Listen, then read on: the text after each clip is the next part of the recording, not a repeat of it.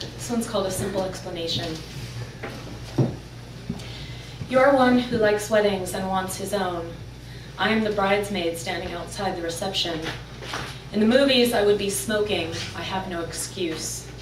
You think I am sad because I want my own 3-tiered cake and honeymoon. I am intriguing in my unflattering dress. You mistake my melancholy for beauty. You shouldn't feel bad when it happens. It does and it will, so really, don't feel bad. When you said hi, I pictured the end. You will change your mind more quickly than you will understand. When you realize that the fact that you've never met anyone like me is not such a good thing. When it becomes clear that I'll use my intelligence and wit to push you, I'll give you my number, just know you won't keep it long. You marvel aloud at your luck in meeting me.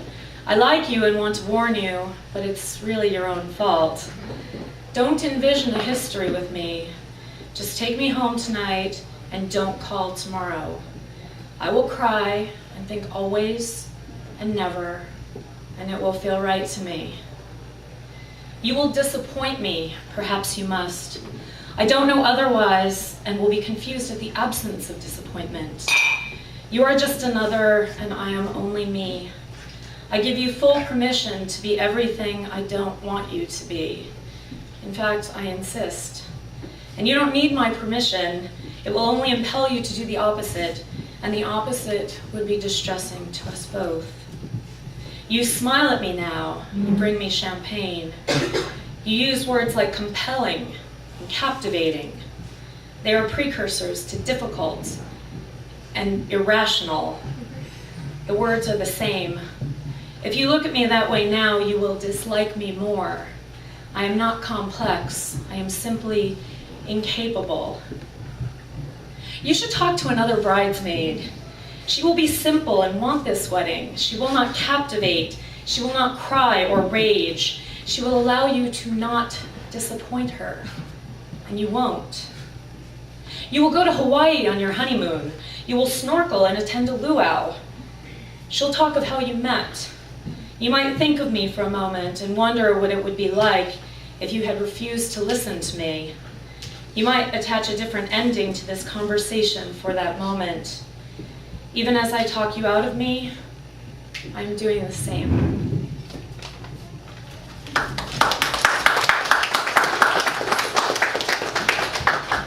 This one's called Say It.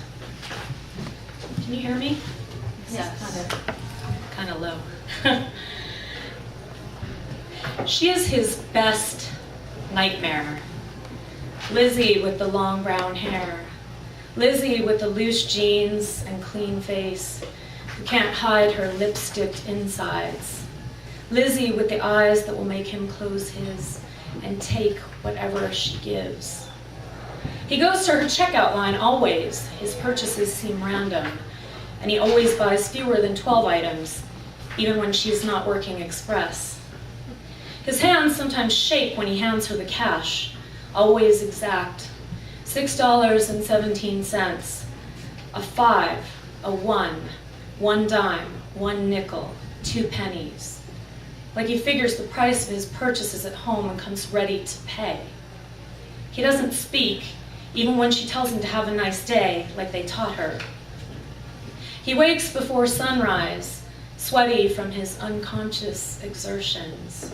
Eyes closed, he stays in the dream. Lizzie's long fingers touching his face, his chest. Name tag gone, he knows her name. He says it, Lizzie. He commands it, Lizzie. She says his name, and yes, and yes. He holds her by her hair. She says yes, and more.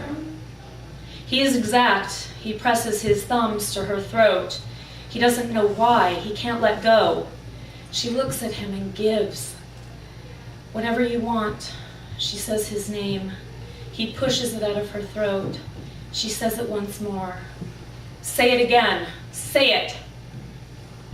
She would say it if she could. He is back in the morning, a box of powdered donuts, a grapefruit, a Bic lighter, 1 can of chicken of the sea tuna. The total is $7.47.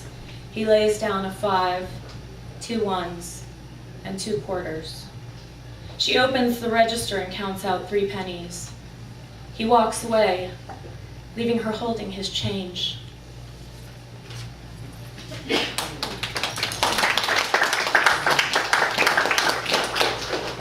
This one's called A Boy.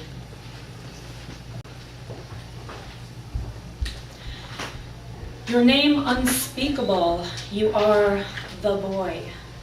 You move like peanut butter down the halls of school, smooth, no hurry. I want to spread you and me on white bread and take a bite. I want to put you on a spoon and lick you while I pretend to watch TV. I want you to take my hunger. I want you to bite back. Your voice is motor oil. It makes things move. It is dark and liquid. Without it, damage is done. I check you frequently. You are enough. It is summer and you are a long bike ride away. I don't know anyone in your neighborhood, so I ride around mine. Tomorrow I will go to yours and act surprised when you say hi. I will tell you I like to read at the park by your house if you ask, but you will know why I am there. We will hear the ominous song of the ice cream man, and you will say you want a creamsicle. You will ask me if I want anything, and it will become a date. At 15, my first, because you will pay.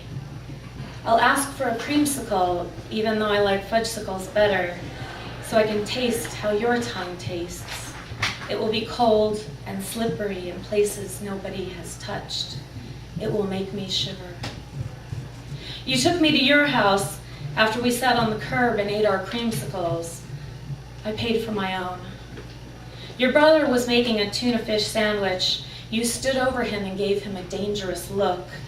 He practiced his peanut butter moves, finding a Coke in the fridge and tucking a basketball under one arm. He held the can and sandwich in the other hand and opened the unlatched door with his hip. You didn't introduce us. We went to your bedroom. You said my name like a question. I would hear it soon as an answer. I memorized your tangled, dark, and light blue striped bedspread, your poster of the dark-haired, perfect girl from TV, your yellow frisbee, the dirty white sock, only one, on the floor.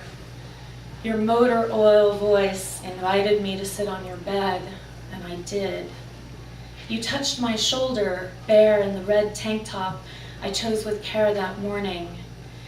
You said I had a bug bite and asked if I wanted to play Risk. You took the game from the top shelf in your closet and we went downstairs. I didn't want to, but I played. I won and asked why. You said it was easier when you were 10 and could play Risk with a girl and it was a game, not foreplay. You said you felt like a pretty girl with a pretty mouth that said words nobody listened to. You said I would laugh, but I didn't. I was looking at your mouth thinking that was not what your mouth should be doing. You asked me to come back the next day. I told you I couldn't and saw you see yourself in my eyes. I thought about another boy and how I would wear the same top to his house and not play Risk. I would be the pretty girl with the pretty mouth. I got on my bike and said, "Bye, John." I had no trouble saying your name.